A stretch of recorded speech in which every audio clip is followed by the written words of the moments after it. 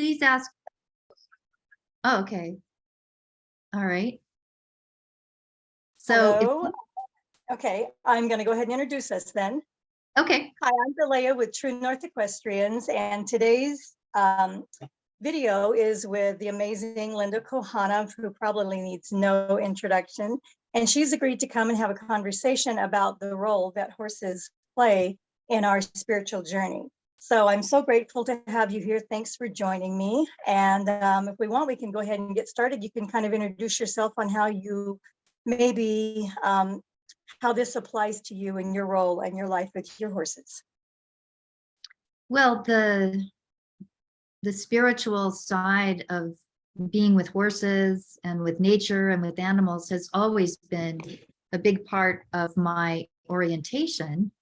And in the 1990s, when I first started really getting seriously involved with horses, nobody would talk about that aspect. It was all about tack and what's the right aid that you're using for this dressage move, or, you know, what training method do you need to start this young horse? And are you going to do, you know, free lunging in the round pen, or are you going to go a more conventional route or natural horsemanship or whatever? Everybody would talk about all these surface details of training and working with horses. And it was all about riding. It was all about showing. It was really hard to have any kind of conversation if you weren't like being a part of some kind of riding activity or some kind of showing activity. And my orientation from the beginning was to access this deeper level of a relationship that you could have with a horse. And people thought that was really funny or strange, or if you started to talk at that level, they would just, their eyes would glaze over and they kind of walk away whispering to each other. So, yeah. Because I think that the spiritual connection that so many of us have always had with horses, we didn't know how to identify it.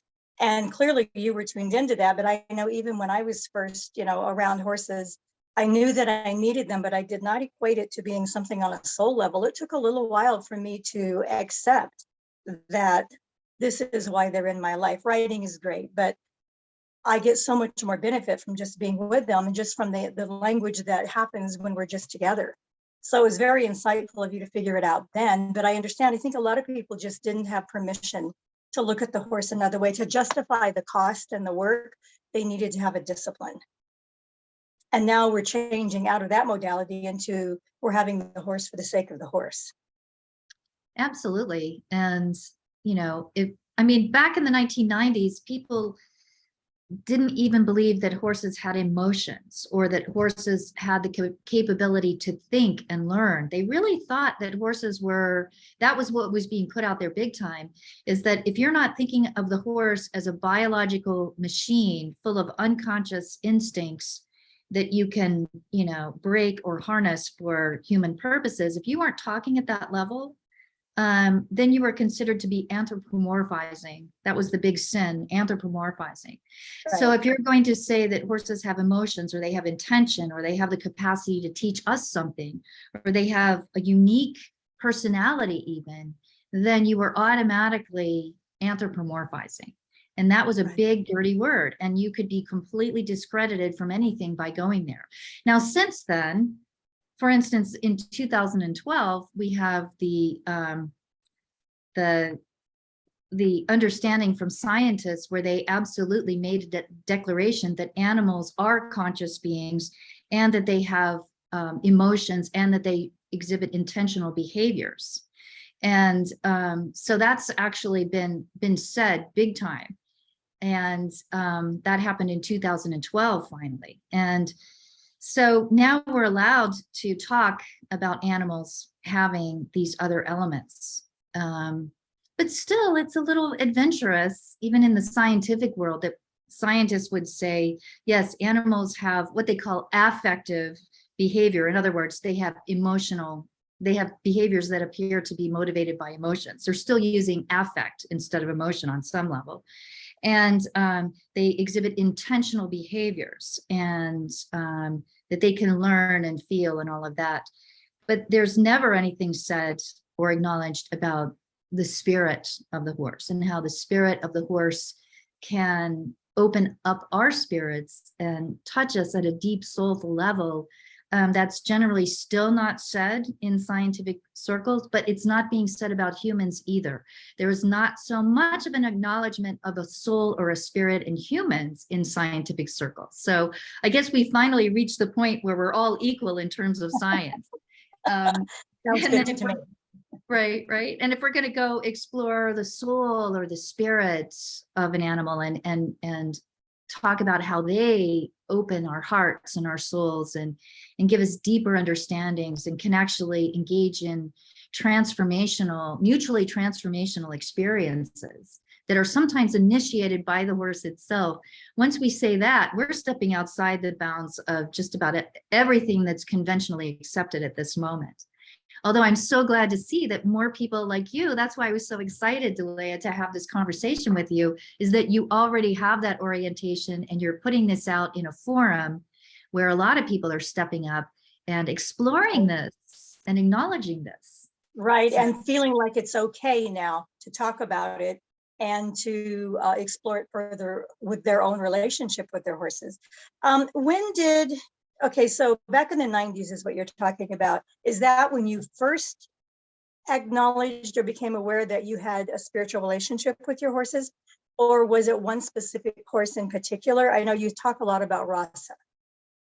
Yeah, well, I didn't really have horses until I was in my mid 30s in the 1990s. So it's not like I even had an opportunity to explore that. Although I had a long attraction to horses, my parents were afraid of them and they didn't want me to have a horse. I would beg for a horse every Christmas and every birthday and it never happened. And so as a child, what I would do is I would sneak off if I walked through this certain stretch of woods next to my house, I would eventually come out in the back of a pasture owned by this horse trader. And he would have this transient herd of horses. Like he would, bring in different horses every week. And, so I would have a little time to be in the back section where he mostly couldn't see me interacting with all of these horses. And I even made like a little shelter for myself back there so I could be out of the sun and I could sit, among the horses. And he would catch me occasionally and chase me out of there. And I was like 10 or 11 years old, but I would have these really profound interactions with these horses.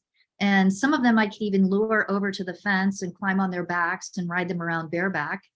So it was kind of crazy that my parents didn't want me to take riding lessons or have a horse. So what I did instead was engage in something that was 20 times more dangerous than their worst fears of me taking riding lessons. Right. I remember doing some things like that too. Did you? But you'd be horrified if your child did that now, to just jump on a horse in a field. You would really not want them to do that. No, and I wouldn't recommend it to anybody. I was lucky, and plus as a child, you're riding around in these in Ohio was where I was at. So we had a lot of grass. Like out here in the desert, that would be very dangerous. You can fall off and hit ground as hard as concrete and even hit your head on a rock, but in Ohio, if you're riding around on a horse and you fall off, you're just kind of giggling as you fall into all of this soft grass, and unless a horse kicks you in the head or something, falling off is not that big of a deal. It's not that dangerous. So not when you're a kid. Not when you're a kid. To me now, I'm sure I would break a few bones or get my spine out of alignment or something, but yeah. Okay, so when I know that your work is about equine assisted learning, equine assisted psychology, how does this tie into do you marry those two in your business now? Do you marry the spirit and the soul of the horse in with the equine assisted learning, experiential learning, and psychotherapy? Yeah, I always have. I myself am not a therapist, but I do work with therapists. So if I'm going to, and I've worked with some very severe trauma survivors in doing the equine facilitated psychotherapy with various therapists that would bring different clients who were ready for, stepping into their power, gaining confidence, exploring their authentic goals and desires, and having the courage to to feel and act and move forward in their lives. So, you know, I actually have created at this point a modality called connection focused therapy with Dr. Rebecca Bailey, and she's an internationally recognized psychologist who specializes in working with people who've been through extremely traumatic experiences. So she's best known for working with JC Dugard. JC was kidnapped as an 11-year-old and basically kept in this man's backyard for like 18 years. I mean, eventually, I guess she had a couple of kids by him. And when she was rescued with her children, Rebecca Bailey was her psychologist. And so if you read JC's books, you'll see how Rebecca was bringing in, or Dr. Bailey in this context, we should really afford her that respect of being a recognized psychologist and clinician. So you can really get a sense of what her life was like, you know, and also then what her healing was like. And the horse facilitated therapy was very helpful to her. So if you look up her books, she's written two. If you read her first book, you can really get a sense of what that was like and how that was helpful to her. So Dr. Bailey and I actually have created a modality since 2013. So we're going on 10 years doing this together. And I was just in California with Dr. Bailey and with JC, and we were doing a connection focused therapy workshop and all of that. And we'll be doing another one of those at my place in Arizona in November. So in terms of therapy, that's how I work. I always make sure I'm with a therapist who's experienced in the area of trauma. But I also do a lot of what I would call equine facilitated workshops in the realm of experiential learning, personal development, and leadership and creativity for people who have not experienced severe trauma, but are simply ready to excel in life.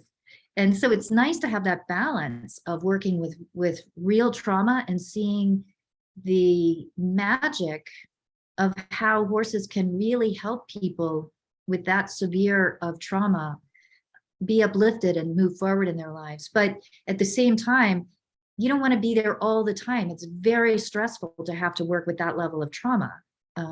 And so it's nice to have that balance of doing workshops in, you know, that emphasize creativity or intuition or accessing your soul, your spirit, having transformational experiences, engaging in journeying experiences with horse activities involved, so that you're actually asking people to expand out of their normal everyday consciousness and awareness and recognize their own soul, their own spirit, and have that be a part of their life, a part of what directs their life, a part of what moves them, a part of what helps them make decisions, rather than just logic and other people's expectations and what's practical.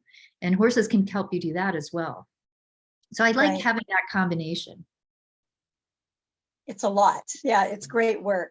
So how about you speak to us a little bit about some of your spiritual relationship with some of your horses? I know that I've read a lot of stuff on your website when you talk about Rasa. There's a lot on there, and how that she would communicate with you, how that she even showed you the direction to look before you were even going to move.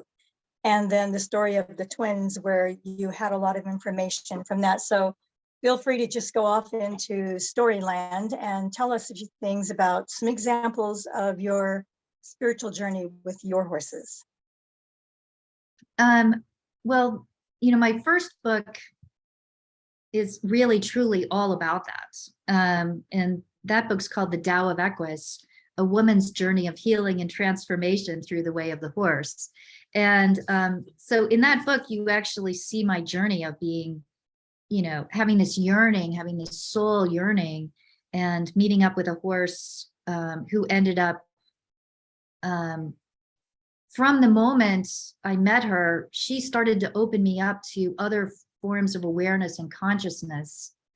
And things were happening that were totally outside the realm of everyday awareness and logic.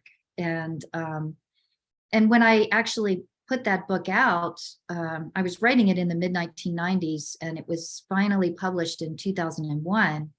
And when that book came out, all of my associates, all of my training associates in the horse world, they kind of stepped way back. They were so scared that I was putting that information out there, those anecdotes out there, that I had a lot of people who I had given a copy of the book to, like, go silent on me and step way back. It was very scary in 2001 to put this out into the world. And so if anybody ever wants to read in depth about that kind of a journey, the two books to read are the Tao of Equus, and then the one that followed it called Riding Between the Worlds, expanding, what's the subtitle? Expanding Our Awareness Through the Way of the Horse, something like that. And in that book, both of those books, I talk about a lot of things that would be seen as very mystical and very magical almost. And is this really even for real? But the one thing I love about horses is that they model what I would call a grounded spirituality, where they actually demand that you be fully present in this world, and at the same time be aware of the quote unquote other world. And that was really brought into focus in real life when my mare Rasa had twins. And one of the twins was stillborn, and one of them needed 24-hour care for 10 weeks. We had to milk Rasa and feed the twin named Spirit with a bottle. And we had to also confine him because his legs weren't fully formed. He should not have been out of the womb. And so a lot of times I was taking the nighttime shift, and we had other volunteers during the day to stay with them. And at night, I also had a lot of time to think about why in the world did it happen that this mare had twins? Because we actually engaged in some certain standard protocols to prevent twins from being born, but this slipped through somehow. And you can read more about that in Riding Between the Worlds in particular. But I started to investigate the symbology of twins, because it was such an interesting experience to have these twins born, and one of them was stillborn. And I started investigating the symbology of twins, and I found out that twins, particularly male twins, and these were two male twins, are often associated throughout myths across multiple cultures with horses. Twin males are associated with horses over and over and over again. And as I looked at all of these different myths, whether they're, Greek myths or myths from Ireland or myths from Native Americans, there are twin myths involving horses, and often associated with the healing arts as well. And basically, as I did that research, I realized that these twin myths had to deal with the fact that every living being has twin forms of consciousness. The logical earthly twin, with a set location in time and space. I'm talking to your logical earthly twin right now, okay? You're looking at mine. And also an otherworldly twin that can move through walls and change form and move back and forth through time and space and access forms of knowing that are far beyond logic and earthly experience. But with the horses having this twin form of consciousness they're bringing to our attention, they're asking us to engage both forms of consciousness and use them both and have them as equal partners as much as possible.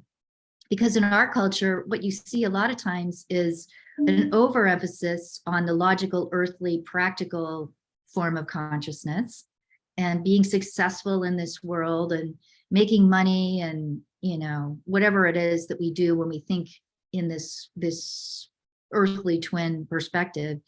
And a lot of times that soulful part of yourself is denied if you go that route. And we see examples of this all the time. But at the same time, we also meet a lot of people who've rejected their earthly twin, and they're in this habitual transcendental state. And they can be very spacey. They're always talking in terms of spirit. They don't have much interest in the things that we have to encounter in earthly life. And that's generally what I was encountering, is people who overemphasize the earthly side or people who overemphasize the spiritual side. And the horses, for me, in many ways, and then particularly with this twin situation, we're showing, no, you need both. You want to start working with both. And the horses themselves use both forms of consciousness all the time. I can see it. I can't tell whether they're simultaneously in the earthly awareness and the spiritual expanded awareness. I can't tell if they are in simultaneously in both, or if they're very fluid at switching back and forth from one to the other. I'm really not sure. But either way, they're much better at it than we are. And they have much more of an ability to shift between being grounded and being here, and also shifting into this expanded state where all kinds of possibilities and ideas are available to us. So I think that those twins being born really helped, because what happened over time is then I began to, in workshops, exercise people's twin forms of consciousness. And so one of the major workshops where I do this is called Black Horse Wisdom. And I actually have a Black Horse Wisdom workshop coming up in the fall. But in this workshop, we very specifically do what I would call exercising your twin. And so we make sure that when you're having experiences with the horses, you are fully present and engaged with this living, breathing horse. The horse is not a metaphor. The horse is, they're willing to knock you around or knock you over if you're not fully present. And at the same time, exercising the other twin, that expanded form of consciousness that horses also awaken in people. I've seen people have experience, go in with a horse with just a normal everyday sort of agenda of exploring, whether they should, go back to school or stay in their current thankless job. Maybe that's their agenda of why they came. And then they go in with a horse, and the horse puts them in an altered state where they access what could only be described as a past life experience in incredible, vivid color. And so when you have enough people having these kinds of experiences out of nowhere, and you learn how to be present with them and how to work with the experiences, the horses are making you expand your awareness as well. And so, and to start creating workshops where we purposefully, methodically expand our awareness, and we exercise both twins, is really the way I like to go. I don't want people to get ungrounded and go into this, unrealistic, disconnected, transcendental place, because I've seen so many people have problems in life as a result of doing that. You need to have both twins. And so we make sure that we do both. That book, Writing Between the Worlds, was the first book I had of yours, and I bought it. Well, the picture is exquisite, and I have a gray Arabian mare. But I bought it because when I was a kid, I was raised in a very fundamental religion, very, very harsh. And I remember one time when I was about 7 or 8, this evangelist was coming through, and he was, yelling and screaming and spitting like a lot of them do. And he was, saying, you can't live. You have to choose which one to live in. Are you going to live in God's world? Or are you going to live in Satan's world? And even as a child, I actually was mesmerized by the thought of between the worlds, because he said, you can't live between the worlds. And what I picked up on, even as a child, is that's where change takes place. Because when we're grounded in our physical world, we need to leave that a little bit if we're going to examine more things in our soul world, and vice versa. And I know what you're talking about. Sometimes I'm very, very earthy. I have a Virgo mind, so I can get really in a cycle on things and face to the dirt, getting things done. But I have spent a lot of time in that other world you're talking about, and it really is hard to serve the earth experience when you're just so out there living somewhere else, because you know that something else is so real and it calls to you all the time.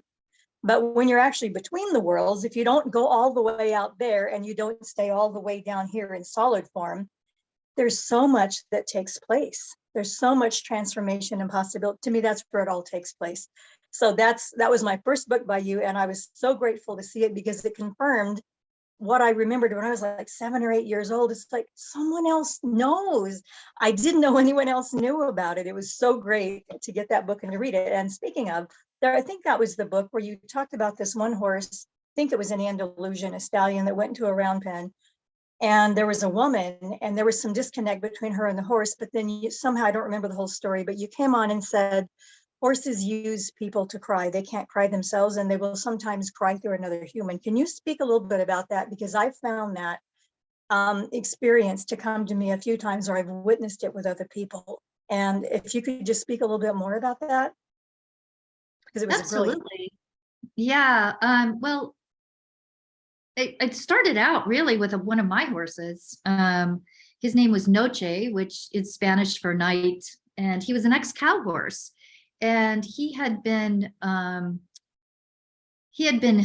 broken in the truest sense of that word. And out here in the desert in Arizona, they call it the 2x4 of the head method of breaking a horse. So we're talking about traumatizing a horse into a state of, into a disconnected state of learned helplessness, where the horse essentially gives up, in some sense, his spirit and soul, and is just acting like a machine. And people that can happen to people too. Through severe abuse, you can put someone in that state as well, and then they just become a machine for your desires and needs. So anyways, in bringing this horse back from that previously severely abused state, I had this feeling that it wouldn't be appropriate to subject him to any of my clients who might be dealing with abuse issues or other issues. I was just kind of helping him rehabilitate and giving him lots of space and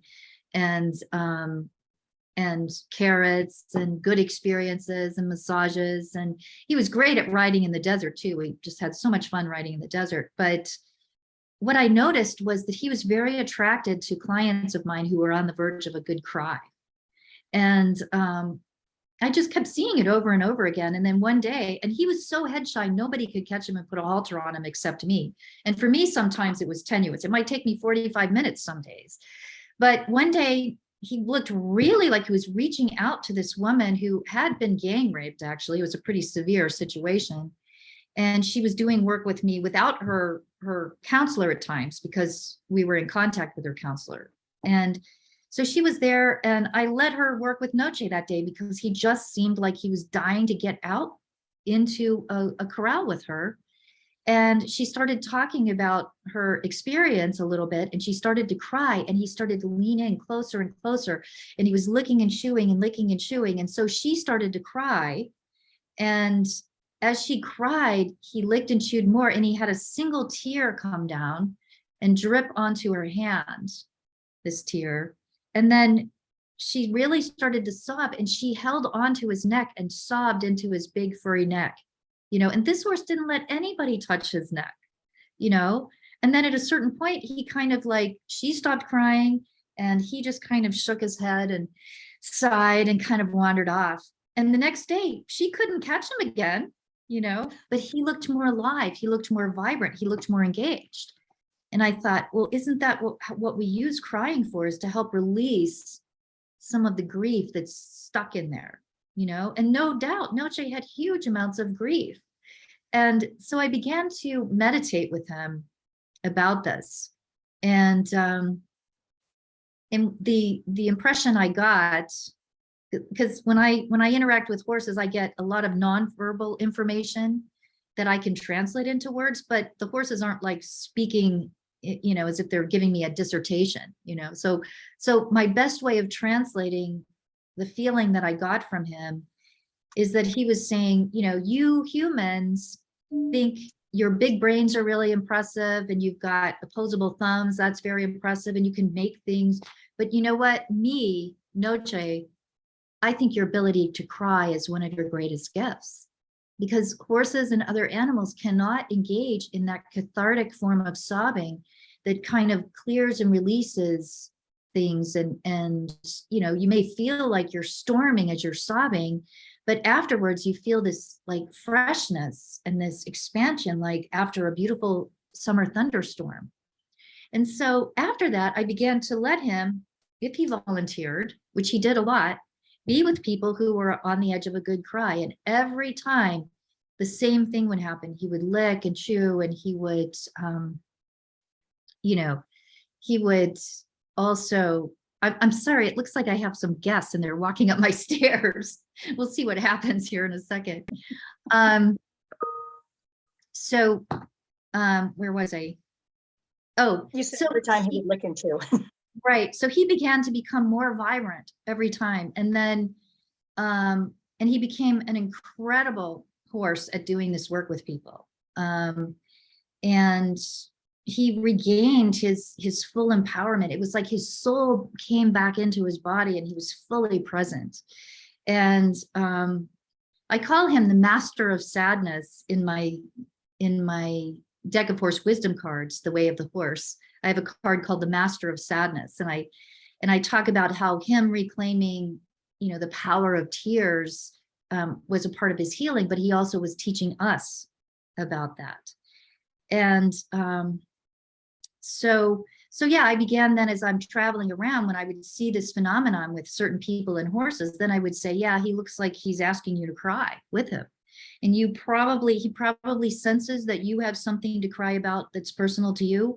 But once you start crying, he's going to resonate with your tears, and he's going to be getting a ride out of some of his pain through your tears. And so a lot of times when people can do that, not only does the horse become brighter and more engaged, and the person also feels good. And then from then after, they're not afraid to cry anymore. They realize that crying is one of the human gifts that we have. And artists are really, really great at accepting that deep level of tears, because tears aren't always just about sadness and grief. Tears are about connecting to a part of yourself that's deep and authentic. So when we see a beautiful work of art, we may cry.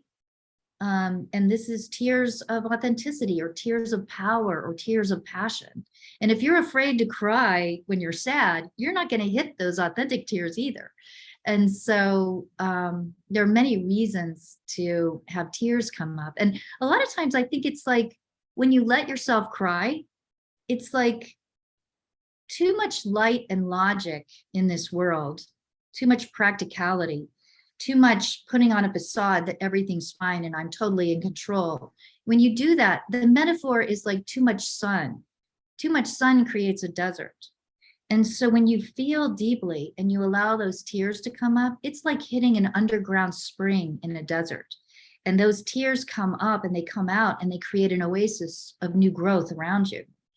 It's kind of like a law of nature. You cannot have deep, expanded awareness unless you also can add tears to it. And tears are often the messenger of transformation in some way or another.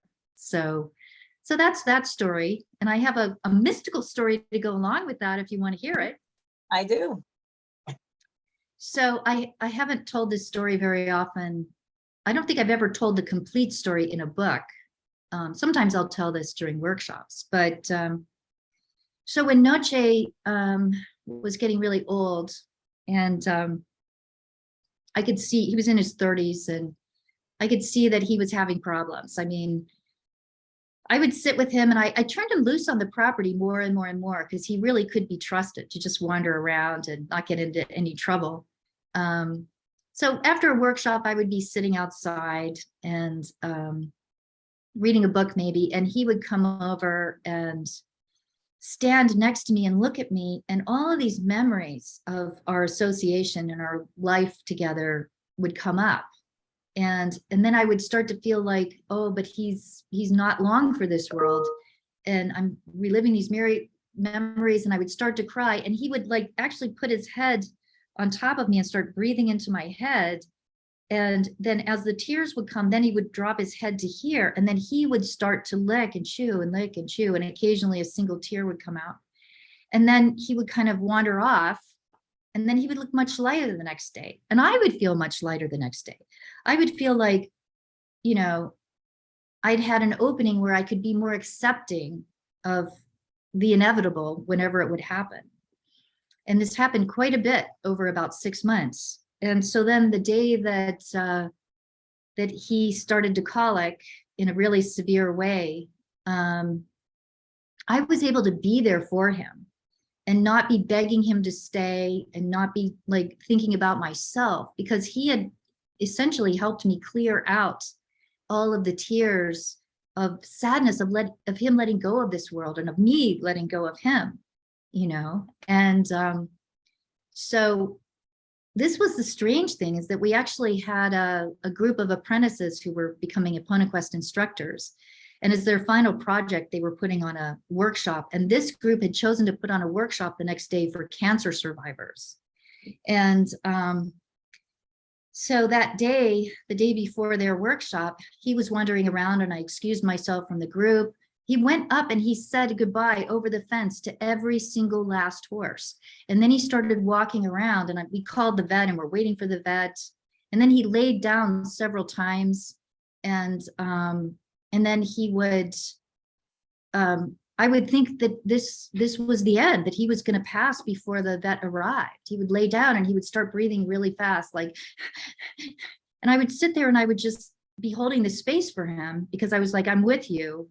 You know, we've gone through this together, and I'm here for you right now. So however you want to go out, I'm with you. And then it would just seem like he would make this long sigh, like, and then he would stop breathing. And I was like, wow, that's the end. How amazing. And then he would take another breath, like a minute later, like this, and he would stand up on these really shaky legs.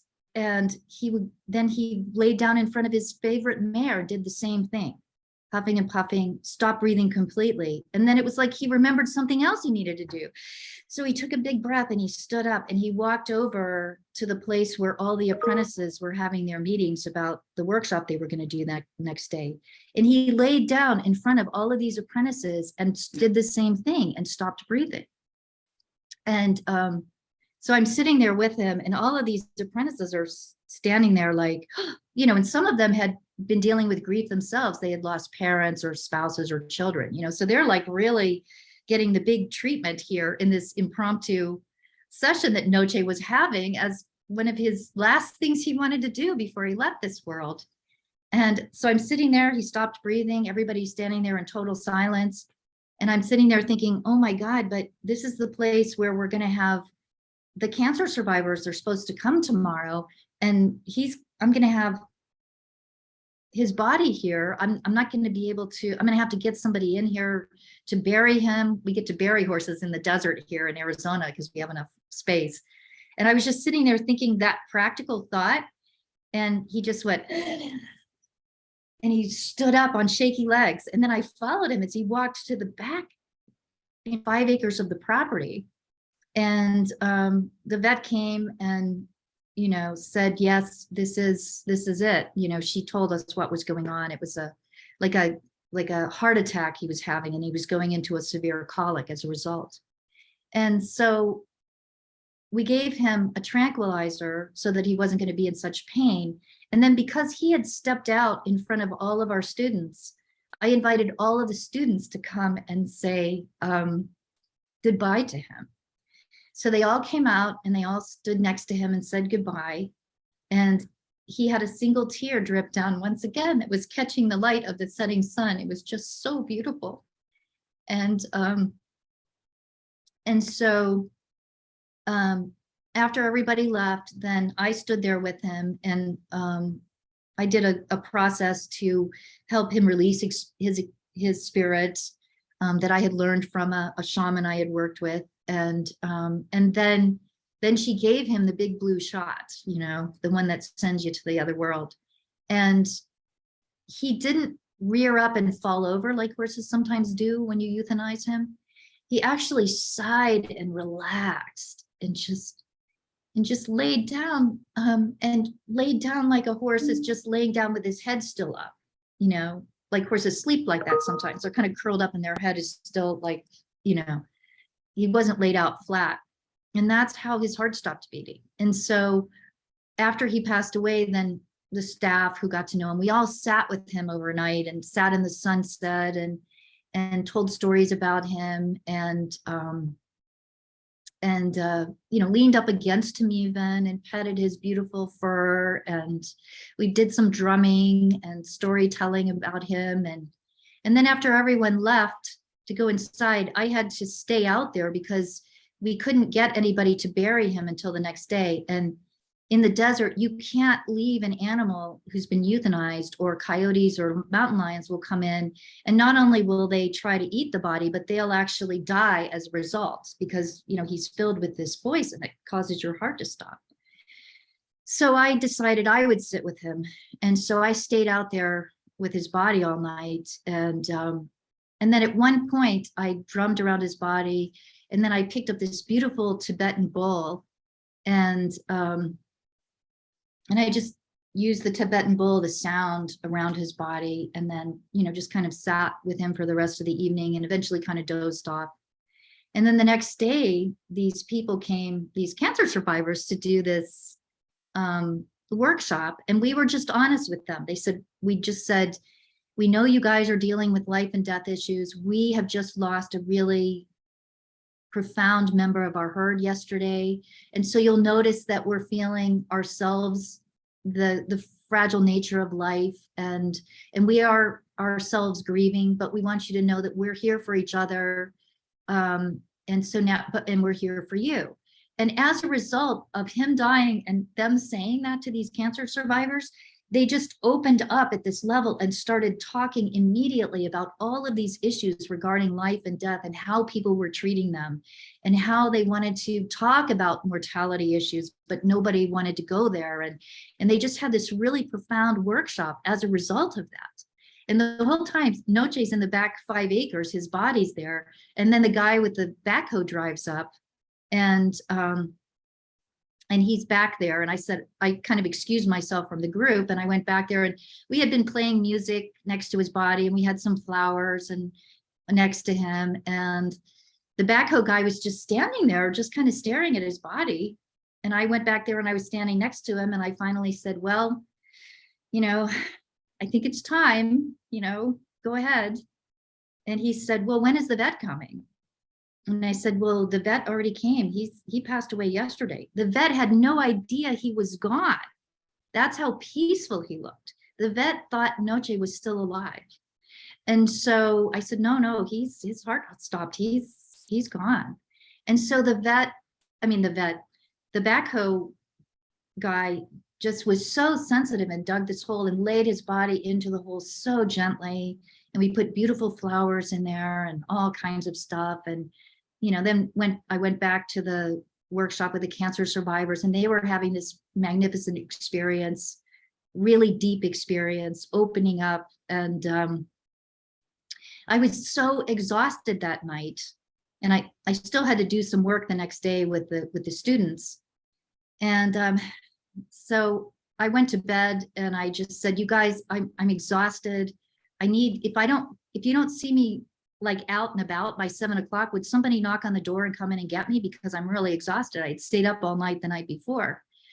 So around 7 a.m, I heard this big, bold sound of a Tibetan bull being struck. And I just assumed that I had slept in late and somebody was coming in and using the Tibetan bull to wake me up in a nice way, rather than saying, hey, wake up, And I heard the sound, and I sat up, and I heard the sound of this Tibetan bull, and I'm looking everywhere, and there's no one in the room. I'm just hearing this sound. And at the moment I became conscious of the fact that I was hearing the sound, but nobody was in the room, I had this huge sweeping sensation moving through my entire body. And the sensation was a kind of peaceful ecstasy and expansion. And what I knew was that Noche was now showing me how he was feeling now on the other side.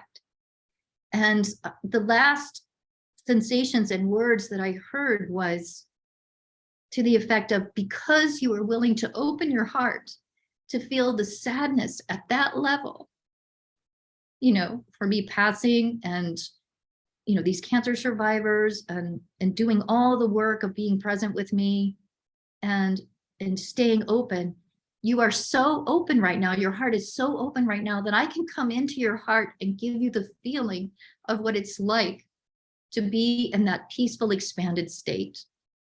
And so that's a deeply spiritual experience. And it really is great that you brought up the idea of emotion, because a lot of times people think that if we're spiritual, we're not going to experience emotion. But with the horses, tears, joy, happiness, anxiety, loneliness, sadness, grief, the more we are willing to embrace all of those emotions in our heart, the more we are open to feeling the true freedom and beauty of spirit also moving into our hearts. But when we close our hearts to life, when we close our hearts to grief and pain, we also close our hearts to the capacity to feel the beauty and profound nature of spirit itself. And that was one of his greatest lessons, for sure. That was an amazing story. Trying not to cry through all that. I don't know how you got through it. I am crying.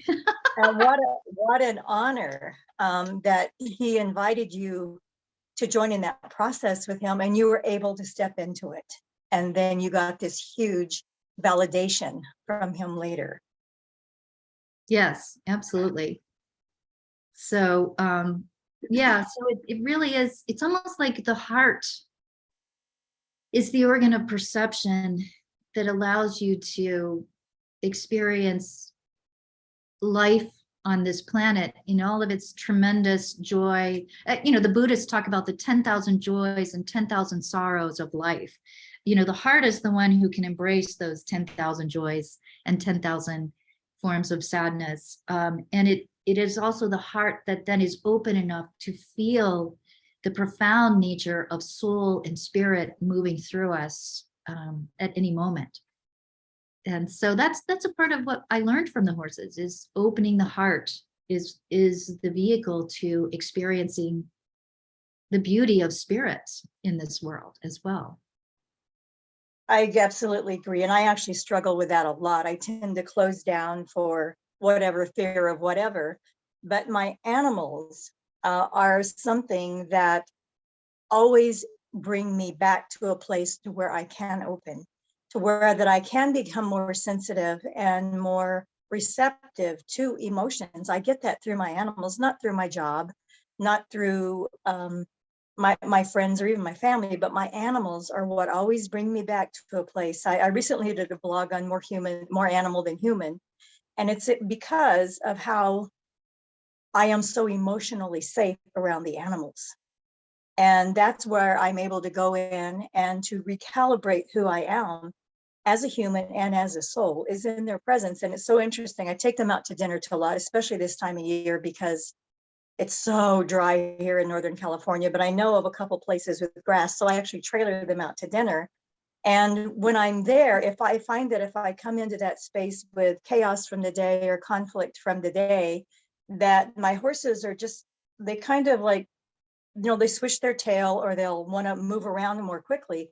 And it's because that's sacred space for us. And they're telling me that is not allowed in this time. And I'm able to let it go and just be more in my heart space and receive all that they're giving back to me. And, a lot of times I tell them that I do work about spirituality and horses, they don't quite get it. And I think a lot of people don't even consider themselves to be spiritual people, and they just are innately, but they don't like actively study it or actively practice it. And so I try to get information from them on things like that. Where do you and your horse connect that's in a holy place? Because that is how you connect spiritually with your horse. What's holy to the two of you? For some people, it may be writing or getting good at their discipline. For others, grooming is a place of holiness for me too. Sometimes I have to just get the dirt off, but other times I go into the holy place when I'm just quiet and just my mind slows down and I'm focused on every stroke. And then all that information comes back and forth again.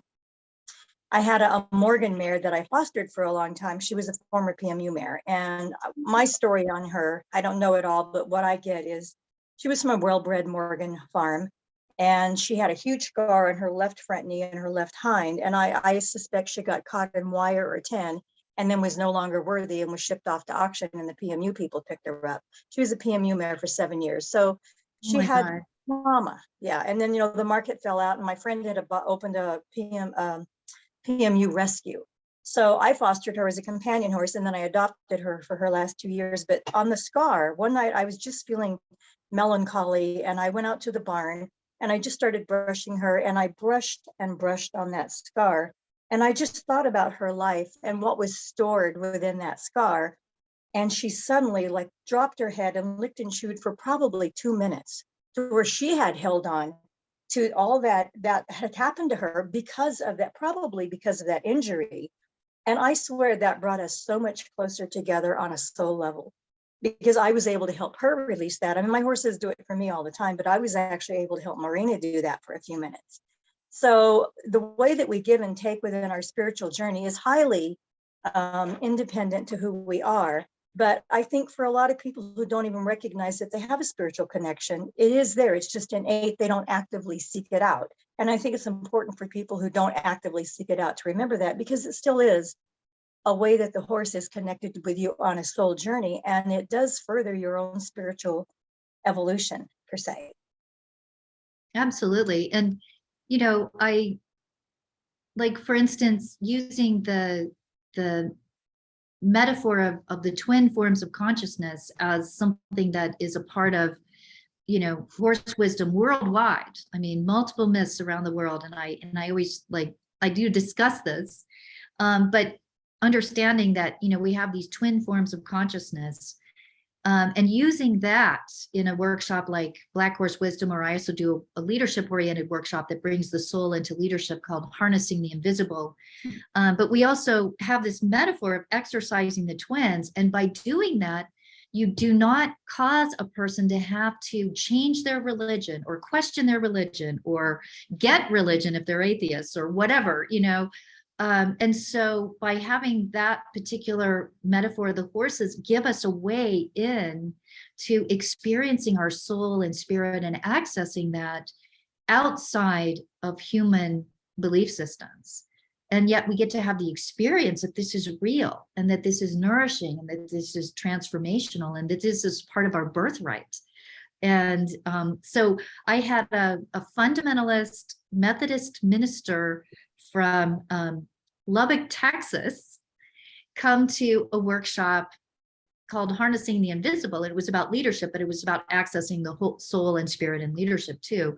But we used some of the same techniques that we use in Black Horse Wisdom for accessing your twins and doing work with the living horses that open you up, and then doing journeying with your twin form of consciousness.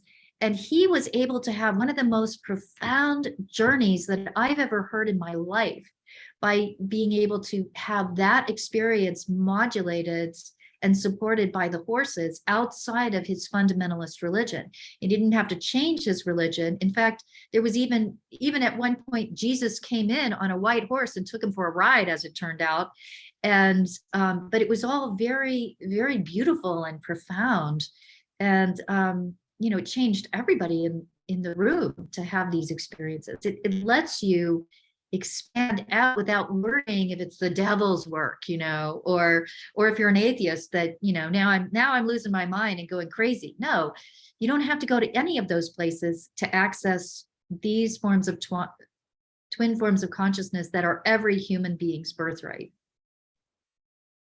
Absolutely. What an interesting take to hear from someone from that background. Yeah. And he had no trouble with that. And I do work with a lot of people who come from backgrounds that are fundamentalist religion oriented. And some of them have completely rejected any notion of spirituality because of how tremendously some have even been abused in the church, like sexually abused in church settings. And so they have abandoned any aspect of spirituality, because of how profoundly it was misused in a religious context. And through coming in and doing this kind of work with the horses and accessing the twin forms of consciousness, they have been able to reclaim their spirituality in a whole new way. And that's really exciting. So I completely relate to you coming from that fundamentalist background. I came from a very strict Methodist background, so I had to question myself too in all of these experiences. But, I always had this orientation to be attracted to the spirit in life. So I guess I was looking for experiences that would helped me to understand this at a deeper level and integrate it into my life. And the horses were the ones that ultimately made it possible. They did from animals in nature, and horses took it to a whole new level. But animals in nature is where I've always felt like I had a place to belong. And I think there again, that's kind of a space in between the worlds. Your human life goes on over here and you survive as best you can in your environment until you're able to make changes. And then, of course, if you're completely ethereal, you really have trouble because you don't have any grounding. But places like your animals and nature, even though they're tangible, what takes place there is actually between who we are as solid-bodied humans and who we are as ethereal beings. Excuse me, someone's at my door. I'm doing a Zoom interview. Okay, see you guys. I actually put a sign on my door today because it's been chaotic. That And happens of course, sometimes. I couldn't get the video to work, so everything's all weird. Well, it's okay. I think we're about ready to wrap up. I usually try to keep it, under an hour or so, keep people's Yeah, and attention. I mean, for people, if people want to come to a workshop, obviously that's great, but also you can get some of these skills and some of these stories and see, video of some of the horses and pictures and some of the stories. You'll get some of the Noche story in my online course, Connections 101. And so that is a self-paced 7-hour course for people to learn how to use emotions as information, as horses do. And you do get to meet Noche and learn about how he opened people up to sadness, but also how horses show us things that we would normally consider to be magical. And yet it's actually just simply now a fact of life, that there's actually scientific research now that shows us how things work and acknowledge things that are working, that in the 1990s, you would have been thought of as crazy to even mention these experiences. So that's always a theme running through all of my work. And so if somebody wants to go on my website, that course is up to register for the online course, but also other courses that they can actually come to would be good as well. So my Well, website say is, what your website is, and I'll also put it in the link below. Okay, great. All right. Well, I appreciate that, Delia. No, go ahead and tell them what it is. Tell them what your website is, but I will also copy and paste your link in the YouTube notes. But go ahead and tell them what your website is and how they can get a hold of you. Okay, well, the name of my business is Epona Quest. And so this is www.eponaquest.com. That's E-P as in Paul, O-N as in Nick, A-Q-U-E-S-T.com. It's named after the Celtic goddess Epona, who could turn into a woman or a mare at will. And she's associated with abundance, healing, and transformation. So that's why I named my business that, because that is a constant theme in my work. Right. Well, thank you so much for joining me today. I've so appreciated the stories and sharing what you've experienced. And so I'm going to see if I can manage this on my phone. See what's going to happen here. See if I can stop the recording or pause it. I'm Delia with True North Equestrians, and this is another conversation in Soul Horse Sunday. And actually, I spoke with someone else. I was inviting her to be on, and she replied as Soul Herd. And I thought, well, Soul Herd might actually be a little more appropriate.